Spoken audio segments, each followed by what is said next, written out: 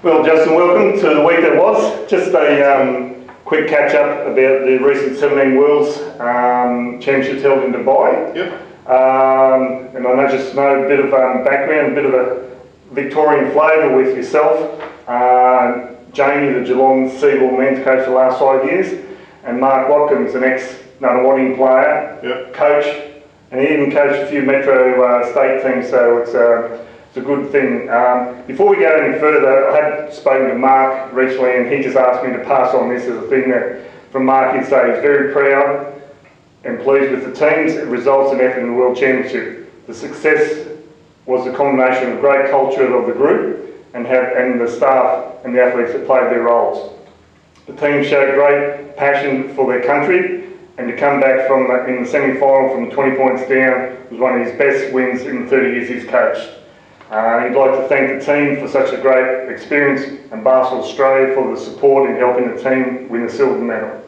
And just referring, Jamie was talking to him, and he just said he's over now as Perth's new assistant coach. Yep. He agrees with Mark, and he said being involved in both the 2012, 2014 World Championships, coming home with 2 silvers was a great outcome for Australian men's basketball for the future. Yeah. So my questions to you are, first of all, the lead-up training camps and team selections. How were these camps, and how hard was it to make the final selection of the team? Yeah, definitely. I guess it was a 2-year process. So from the starting point of extended squad of 30 athletes we're looking at, to get it down to 12 was always tough. I guess the luxury we had was we left good kids out, and when we're doing that, it means the 12 that we've selected are always going to be in a good position to perform.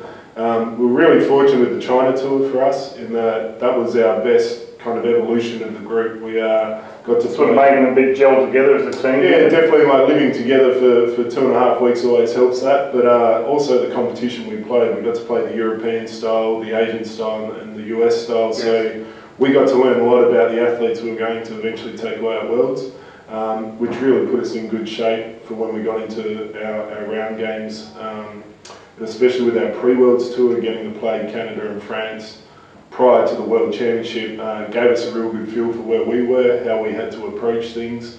We were fortunate that all of our pre-competitions, 4 out of the top 8 teams at Worlds we'd already played. So okay, so it gives you a good yardstick on where you need to be or what you need to do or improve, yes? Definitely. Like at the time, we probably weren't feeling that way, and you always, after China, we felt we could do something special. Like there was something about the group. After the pre-Worlds, we probably thought, maybe we've got a bit more to do, but it was great. And then when we look at where the teams finished, it was definitely an advantage to be able to play those teams going in. Now, just the venues, what were they like? And did the tournament get much interest from the locals? Because there's a little bit left of centre where the venues were, and I hear my last venue was about half an hour drive out into the desert, sort of. Yeah, is that right? Or? Well, where the finals were was one of the most amazing arenas I've been in. Like it's usually an aquatic centre as well, so the court was actually laid on top of the pool. Which was a bit different. I think it held 30,000, but there wasn't that many in the arena. Every game was on live national TV, so facing 45-degree heat, the stadiums weren't as packed as probably what we may have expected. Definitely by the final stages, there were great crowds, and I'll echo what Mark said about the Spanish game, like how the roar and the emotion in the building in that game was something that I hadn't experienced before. Huge Filipino population in Dubai, so they had packed houses every time, which was interesting. But yeah, it was the venues, everything was definitely a world class. Yeah, Mark's in his sort of highlight, but I know there's plenty of highlights for you during the tournament. But sort of what stood out for you as your main highlight? Yeah, I guess after we lost to Canada, we kind of knew third place was going to give us the best chance of making the gold medal game. So.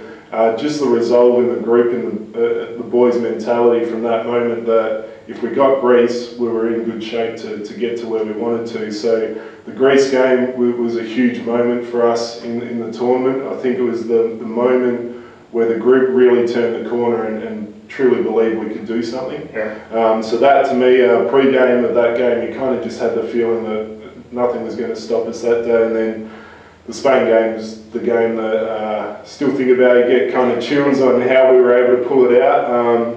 It was just something, you know, that is hard to put into words, just how proud you are of what the group was able to do that night.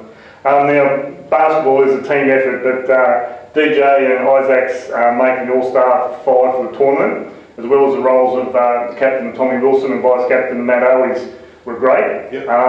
Comments on the team? I know you've sort of gone over a little bit, but is there anything that sticks out for you? Or to me, I think as a coach, you only get to work with special groups every once in a while, and over the journey of the 2 years, this was definitely one of those groups where there was something about the boys that the self-belief, and I think Mark did an outstanding job to keep the Australian culture and that Australian mindset of never taking a backward step. That was evident from day one, and as the tournament went on, that grew.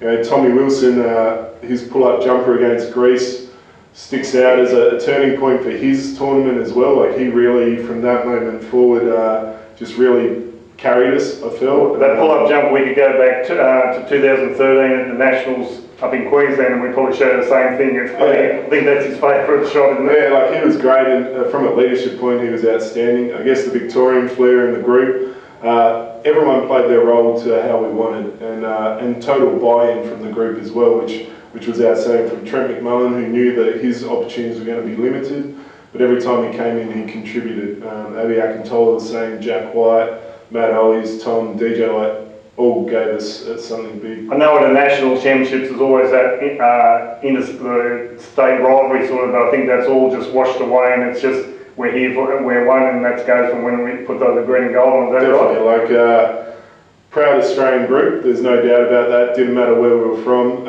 and genuinely cared about each other. I think that was a strength, and that was also in the staff. It's the most enjoyable staff I've ever been involved with, but then from a playing perspective, the boys just got along, and I think that was a strength of the group. And from Deng at 12th man, who only got a couple of opportunities, but when he hit that three, there was genuine happiness in it, and I think that was reflective of how our group felt from start to finish. Now, with 2 silvers from the 17s and a 4th place in the 19 men's in the past 3 years, in your opinion, where do you see Australian men's basketball on the world stage in the future? Yeah, I guess in my day-to-day role as a high-performance coach, we're pretty proud of what our structure in the nation is, and what we're able to do in our individual states to I guess, strive to a common goal.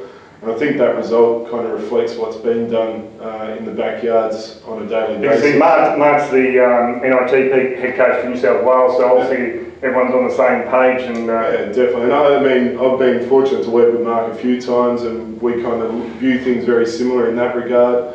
But also, you know, the work that's done at the COE and the collective mindset to try and achieve green and gold greatness is definitely there, and I think that puts us in great shape moving forward. And you know, hopefully now the senior World Cups with the Boomers and Opals, that'll be emulated there as well. Well, thanks again, and look forward to seeing the results in the future. Thanks again.